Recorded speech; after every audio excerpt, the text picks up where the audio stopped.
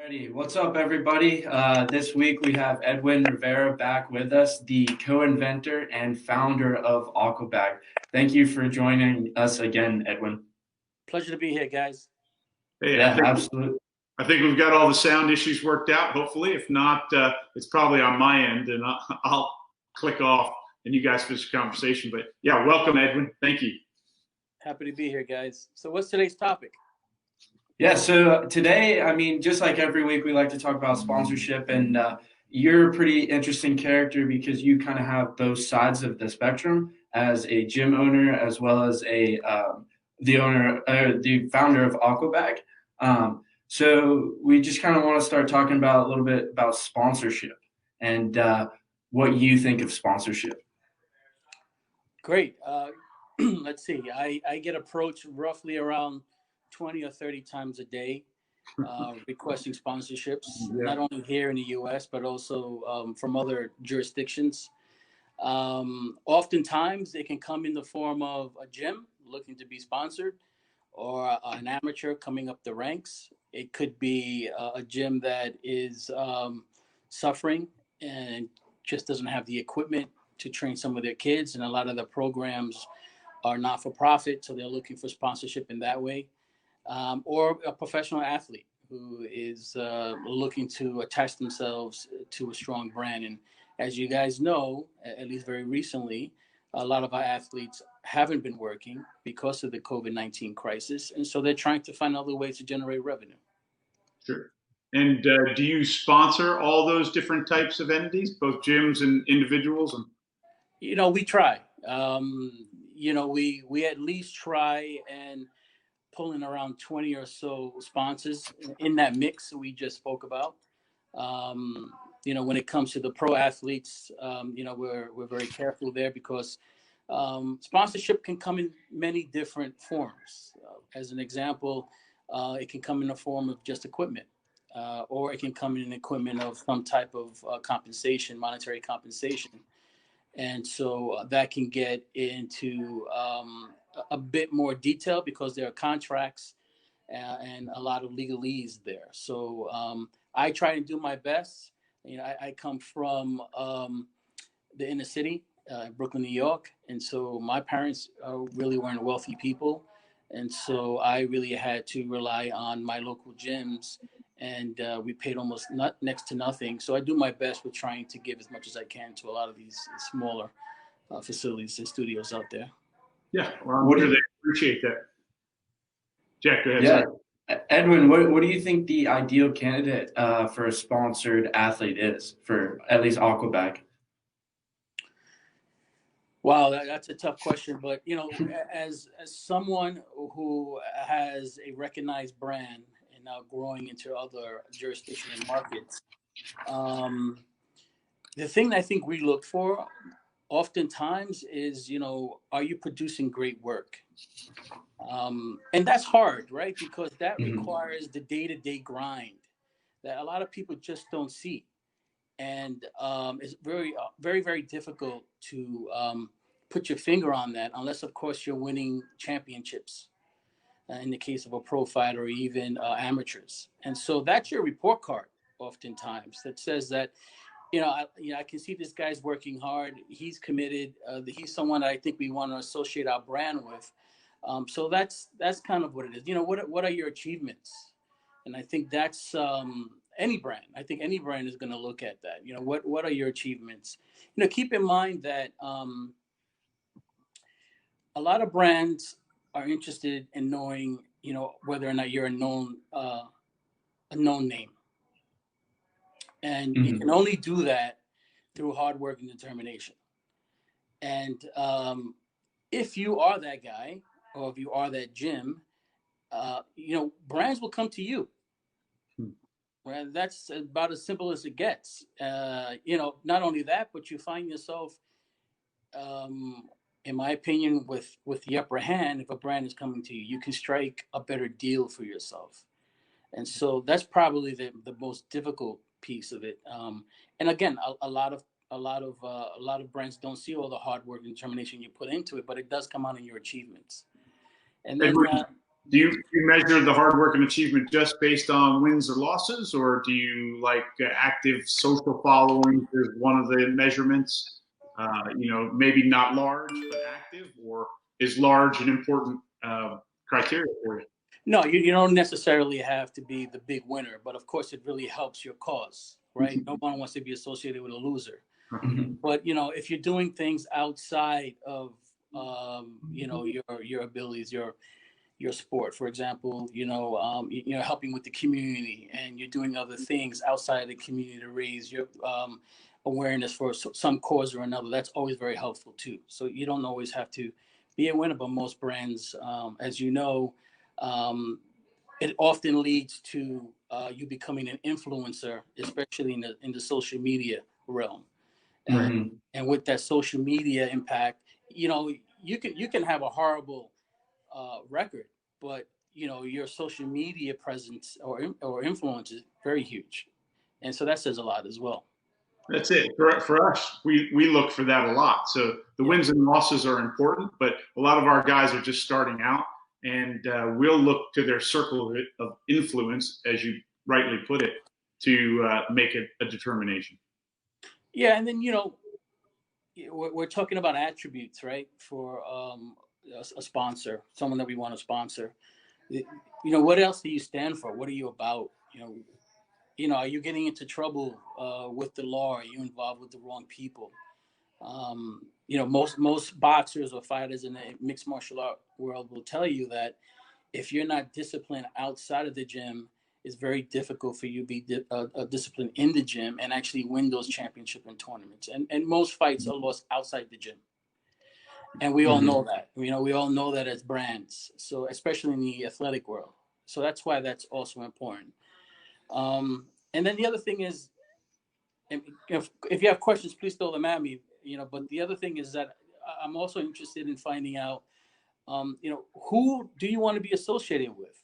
So, if you're someone who is a mixed martial art guy or fighter guy, do you want to associate yourself with a brand that is targeting, nutrition and diet, and but are you a person who's interested in doing shoes?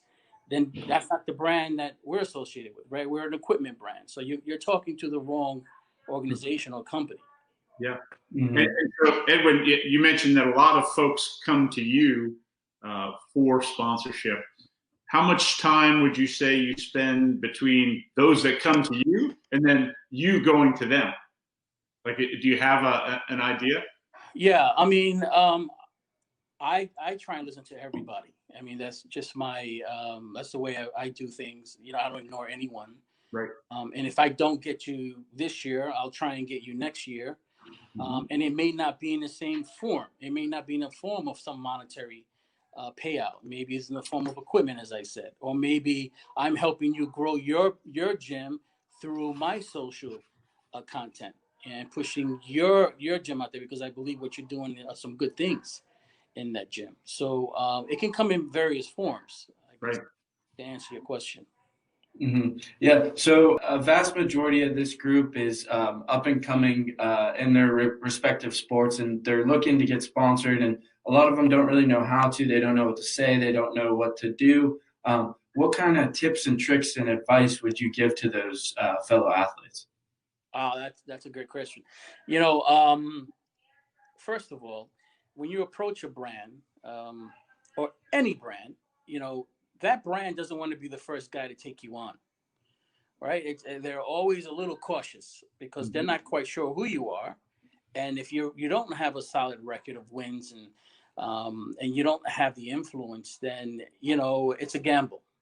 So my opinion is that if you're an athlete, reach out to brands, and offer your service for free that first go around, Mm-hmm. right? Just Mhm. hope that you can find a way to associate them. Are you okay with me creating video content, as long as it is in line with your mission statement or your brand statement?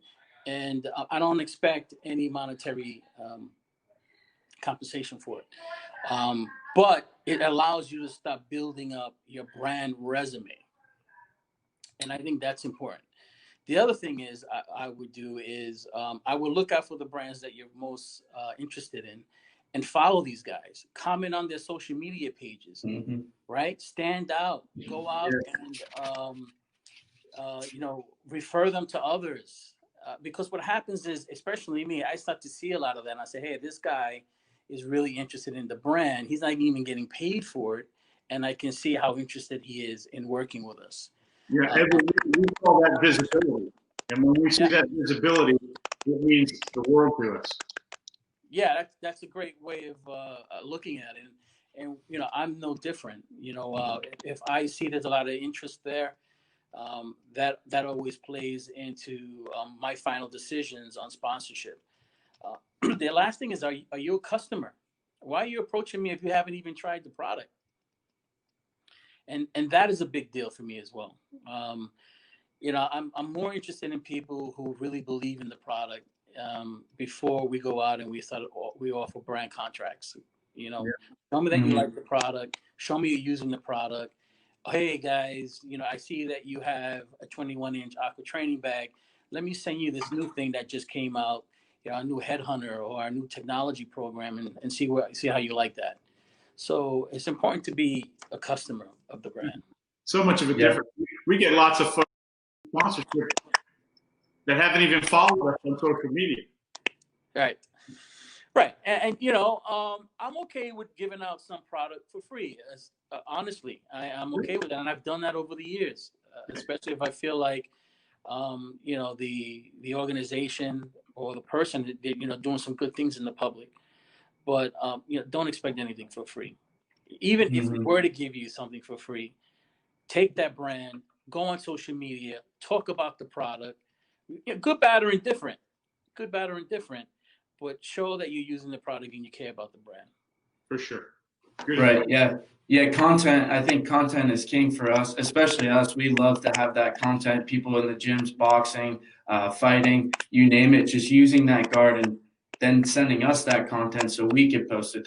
Which is huge for us. Yeah. And, as I said, I'm sure that you would give out, free product to folks, to promote your brand. But, we're a business as well. And, I'm happy for that, to offer that goodwill. But even if I do offer the goodwill, I would expect you to reciprocate in some way.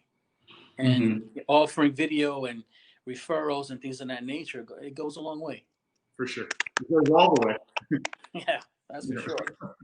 And then, you've done all this work. You've done all this hard work. You've shown that you love the brand. You know that this is the right brand for you.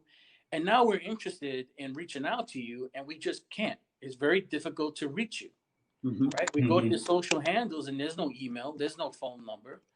Right. So you need to be able to do a little work on your side as well to ensure that if people wanted to reach out to you, they could. Easily. Yeah. That's a really interesting and important point because as Jack knows, we get all manners of applications and folks will not put the appropriate information down so we can contact them back. So that immediately eliminates them from the running. Exactly. I mean, you want to reach out to them and, and it's much better to talk to the athlete directly. Sometimes they'll say, hey, speak to my agent or, go through my broker. If you're not a Canelo Alvarez or a GGG or a Mike Tyson, that's not happening. Right? I mean, at least for me. So, make sure that folks can reach out to you and you're available. And you know what? When we decide that we want to speak with you, be professional about it. Show up on time, make the call, be committed. Show some responsibility. Jack will tell you that in most cases where there's an agent involved, it's a much more difficult conversation, and the ask is usually absurd.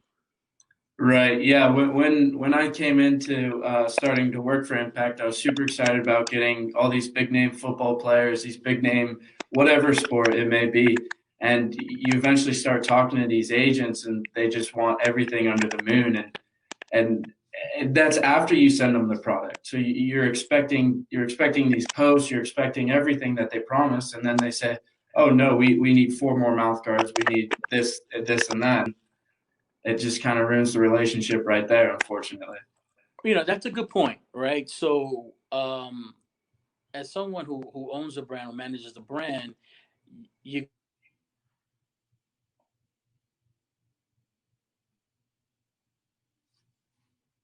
Check. Edwin, we can't hear you. can you hear me now? Yep. Okay, great. If you do own a brand and you do offer product, you want to be able to you want something back. So let's assume that in that offering, there's no contract. There's a verbal agreement. Right.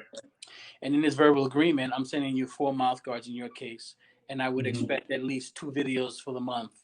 Just saying, hey, Exactly. my mouth Yeah. guard, and you don't do that, you're done. Mm-hmm. You just ruined a wonderful relationship that could have been extremely profitable for both sides. So that's so true. Mm-hmm. It's unfortunate, but I mean that's the way it goes, and I'm personally learning that, so it's interesting. But we'll bring it back to Aquabag, and uh, what do you give sponsored athletes? What would they receive if they became a Aquabag sponsored athlete? Well, I can't. I'm in a few contracts right now, but we often always start off with product first, Mm-hmm. right? That's really where we're going to start our our relationship is, here's some product, and the product can range from me filling your entire gym up with product in exchange for something. That's a big number, right? So Mm-hmm. there's going to be a contract there. But if you're a local gym and you're looking for an Aqua training bag, and you're doing some good things with the community, I'll send you 1 or 2 bags.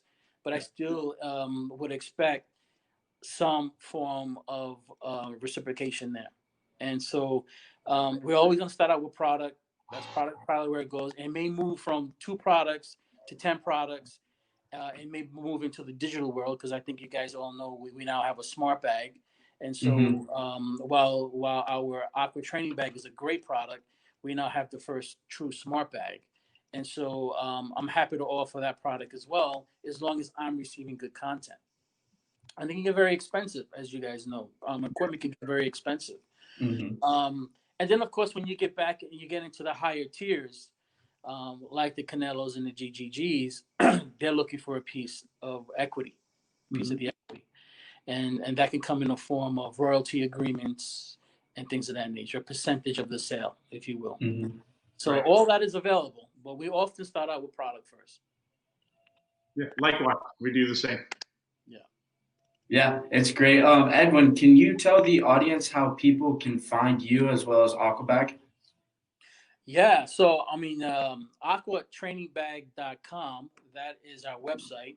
There was actually a recent article that was published on me very recently, and my partner, the founders of the Aqua Training Bag. Where does it all stem from? It wasn't some heavy guy sitting in the basement coming up with a bright idea. It was a fitness gym that was boxing based, and we needed a better mousetrap. So you'll learn a little bit about that if you go to aquatrainingbag.com.